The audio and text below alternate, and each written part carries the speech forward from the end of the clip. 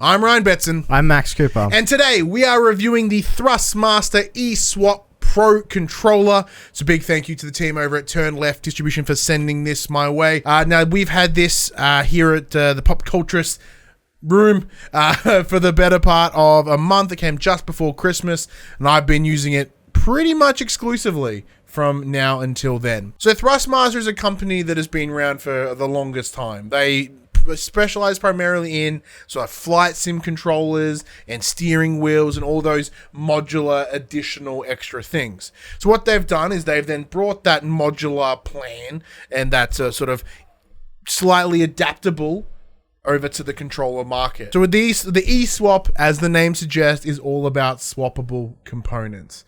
Now, it's not in there. That's a book and some silica gel. Controls over here. This is the controller right here. So as I said, the big novelty of it is the interchangeable parts and how swappable it all is. So with the controller, it does have the beautiful tactile clicky buttons that we saw from the likes of the Razer Raiju. It is also present on the L1 and R1. You have a smaller touchpad, which is rad, and then the interchangeable thumbsticks as well as the D-pad. So depending on how you like to play, whether it be symmetrical or asymmetrical, the controller allows it, which is kind of its big selling point. It is chunkier than your standard DualShock with the palm rests, or the tails as I call them incorrectly. They're a bit longer. So personally, I like them. They sit well in my hand. They sit kind of lower in the palm, allowing me to get a stronger grip. It does have the additional Pro buttons on the back. It's got 4 mappable buttons. Now these are compared to, once again, like the Raiju or a Scuff Max, which I know you've used in the past, this is a single finger design. So rather than 4 paddles, which you could use by, say, 2 fingers, this is all, it feels like it's designed to have 1 finger do all the work. So 1 finger to hit 2 buttons, maybe not at the same time, although you could do so. It's more of the way. It does have inbuilt profiles, so you can have upwards of 2, and through the software on the PC, every button is completely remappable, which is awesome. So my first question is, with such a customizable controller that can be programmed and remapped, you stated that it has a PC program. Does that mean every time I want to remap my controllers, do I need to plug it into a... Yes, that in short, yes. So if you do want to remap it all, you plug it into the PC, do it. The 2 profiles kind of alleviate some of that, but unlike the Raiju, which you can use using an app on your phone and just Bluetoothing it. And the Scuff has its own, you literally program everything through the controller. It has its own... magnet. Like an RMF magnet thing. Yeah, so that's not supported here because this doesn't even have Bluetooth, so there is no app. It is 100% wired, which is interesting decision, but it's to go more in line with the esports market that they're trying to approach. Yeah. So by having it corded or having it cabled, you will have less input lag and then presumably a better gameplay experience. So personally, I prefer having my controllers wireless. Mm-hmm. Having cables tends to limit your playstyle a little bit, depending on where you are, where you're sitting, whatnot. Cables just makes things messier. It's harder.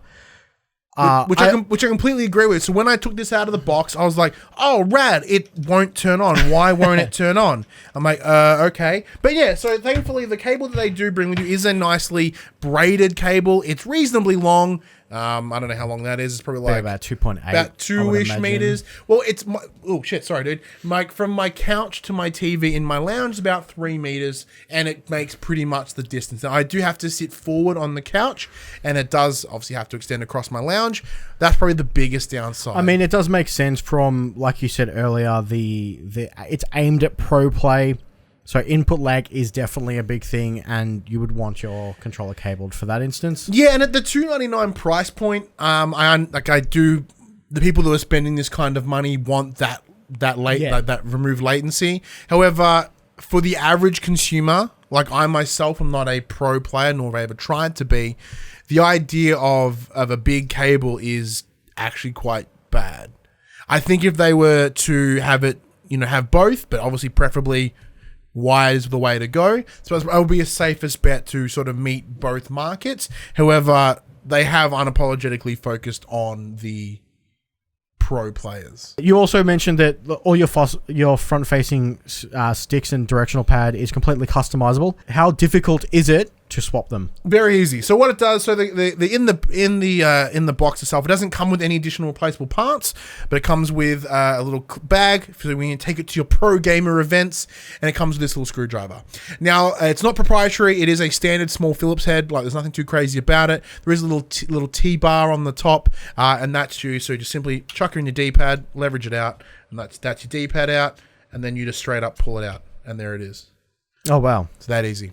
So the best thing about it is compared to the likes of the Astro C40, where you have to remove the faceplate, screw everything in, and put it back in, there is that concern. Now, it is using some reasonably powerful magnets, so if you wanted to put in, it just clicks back in. It's really straightforward.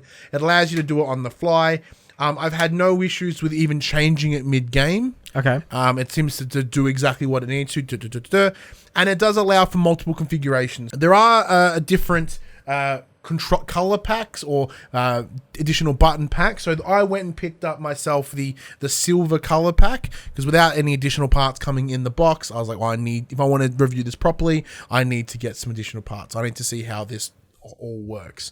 And there are other ones. There's a yellow one. There's also a fighter pack for those that play more fighting games, where they remove the right analog stick and replace it with 2 buttons, so that way you get six total front face buttons. That makes sense. Awesome, absolutely amazing. Just the technology to be able to register that as 2 button presses, then a thumbstick.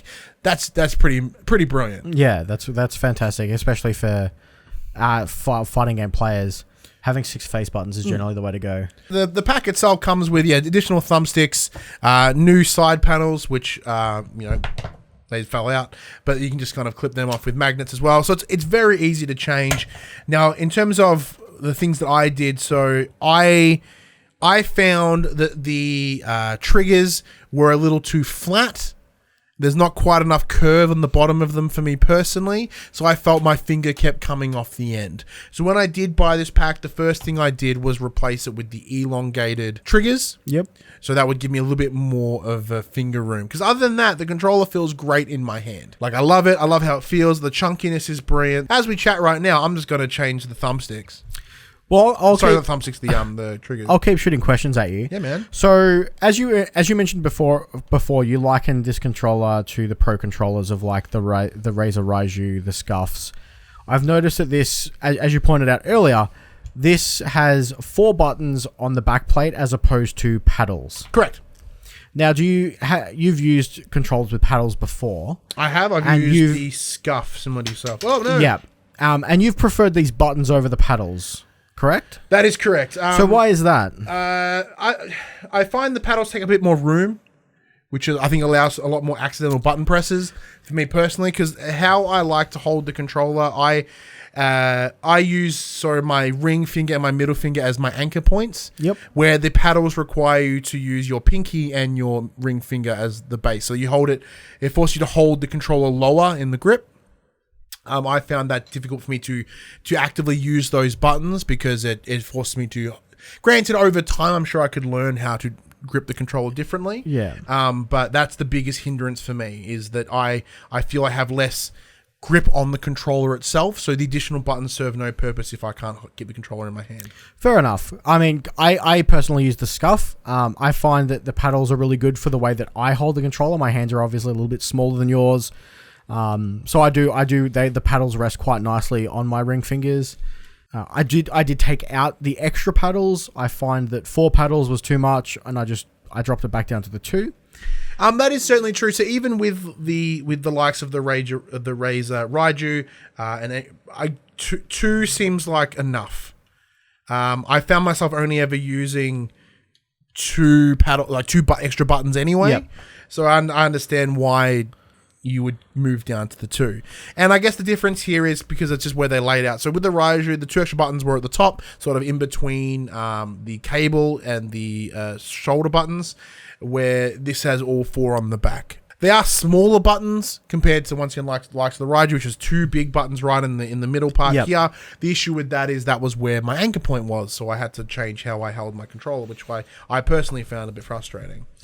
In the box as well, the thumbsticks are actually longer as well, which I've come to learn I really like. So with this controller being always cabled, have you found that it makes difficulties using certain headsets? Because I know some headsets need to be plugged into the controller, and I know when they're cabled, they can sometimes cause interference with headsets. Have you? The headphones that I use during play are a pair of Audio Technica M50Xs with a Audio Technica mod mic. So because I'm not using Bluetooth or anything, I never seem to have a problem. Okay. However, using it on this controller, because it does come down to a little double adapter, and I found that depending on where it's sat, it would sometimes be a bit of static and it wouldn't be as clean or crystal as I want. Now, you and I played some online games together semi-recently. Have you heard any crackling, any dropouts? No, not that I've noticed. Yeah, because it's just more of where position. So I'm not quite sure whether that's the jack itself, but saying that I've never had that issue with standard controller. Oh, and I should mention as well, on the thumbsticks, you can just scroll them off. So you can replace them with a concave or a convex one, depending on what you want. So it is pretty customizable to whatever it is or how you want to play. As I said, I completely changed it to exactly how I want to use it, all while having this conversation. So how does the price compare to the other pro style controllers? It is very high. This is $299.95, I believe, from JB and EB Games, and the mod packs are about $79.95. So I think it's a little bit high for the average person. I mean, your Astro C40s are about $390. Yeah, the big difference with the Astros are even expensive again for some reason. I'm not quite sure why, and because even their quote unquote modular design is way more restricted compared to this. Yeah, but with the the Razer as an example, the Ultimate Edition is still within that $300 mark, so it is kind of cheaper. It's a bit more cost effective, but I think the idea is because you then have to buy modular parts, they probably shrunk down some of the base costs in order to allow for people to be more inclined to buy the mod packs. Yeah. If it is on sale, certainly, but I think at that price, it is maybe just a little bit out of the standard user price. So is the standard in-box controller always standard black, or do they have color variants, or is that just in the modular packs that you can... The standard box will always be black. Okay. So yeah, you can buy the silver one, there's a yellow one. Allegedly, there's more in the works, but... the issue that I had is when this controller came, I'm like, cool, I want to do my due diligence. I want to get a mod pack. So I looked on EB Games. I looked on JB Hi-Fi. None of them had them locally, according to the website. Okay. And then I went to JB and then just had two on a bottom shelf somewhere. So the problem is, if you buy this controller, you're going to have a rough time getting those additional parts. Except for buying direct. And I think that itself could be something to de-incentivize you to want to pick one up, because the modular design of it only works if you have those additional parts. Yeah. The second you don't have those parts, it kind of loses its oomph. Granted, you can still move the sticks around however you need, but there is only so much. Additionally, go back to that modular nature. So, with my day job working with video games in a disability space, we have some clients that don't have full access to their movement. So this could actually be of a benefit. So, for someone that may only able to use one hand, it'd be easy for them to have two thumbsticks on the left hand side and sort of be able to control both their forward direction and their vision movement, all with one hand while reaching over and touching the face buttons at the same time. That itself is a massive improvement. Whether it's $300 worth of improvement for someone with those challenges, it's a little bit different. So now you've got it in your hands, Max. Give us some of your impressions as we sit here at the table. For me personally, it's a little bit too big. Mm-hmm. Granted, I have really small hands. Yeah, I got bigger hands. I got real small hands, to the point where I would struggle to hit some of the back buttons. Personally, the original triggers would have been good for me. Mm-hmm. I do enjoy the smaller, flatter triggers. The biggest draw for me on this controller is definitely the removable sticks. I much prefer the offset. So having something like that would be greatly beneficial. It's because it's been great to be able to move it around depending on what I'm playing. So because it is pretty unanimous that the best way to play a shooter is asymmetrical. So every time I'm playing a shooter, bam, that boy gets moved to the top. But then you bring back to symmetrical whenever I'm playing my standard games. The tactile buttons are such a good improvement. Oh, on the controller. yeah. All controllers should have tactile buttons. Like my Scuff doesn't. And it's so frustrating when a button gets stuck, or you feel like you're not getting presses when you should be. But when you hear that click, you know that it's. Because even if you got headphones on, you may not hear the click, but you feel the click. You can feel it. That tactile addition really helps you ensure that everything is landing. So especially when you're using fighting games as an example, and you're trying to nail those combos, you don't want to be questioning whether you've hit square 3 times. You want to know that you've done it because you can feel it. It's got a nice weight to it. It is hefty. I like the chunk of my controller. But durable. It's good.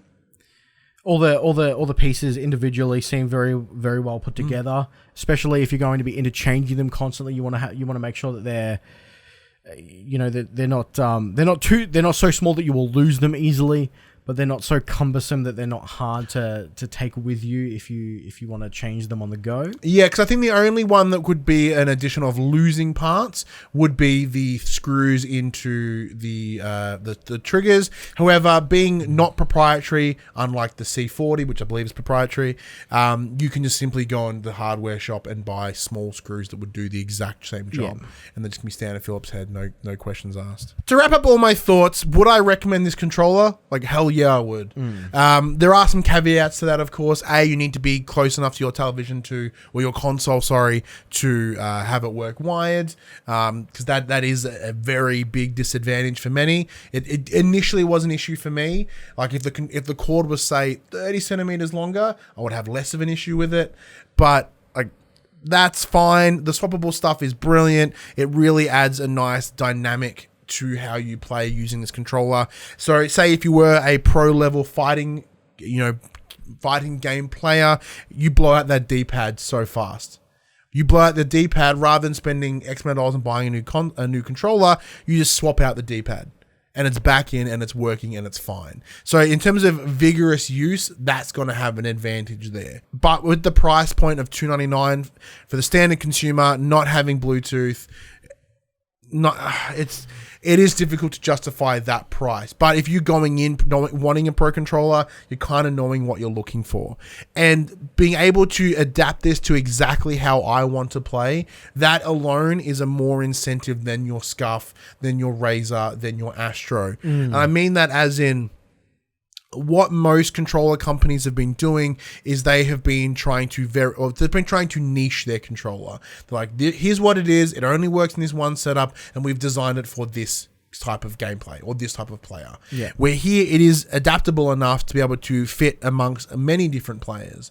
And I think that would be staggeringly more advantageous for, like, say, an esports team where you're like, okay, we've all got the same controller, you map it how you want to do whatever, and it works. But no, I absolutely love it. It is certainly great. So big thank you once again for Turn Left Distribution for providing the review unit for us. It has and will become my daily driver.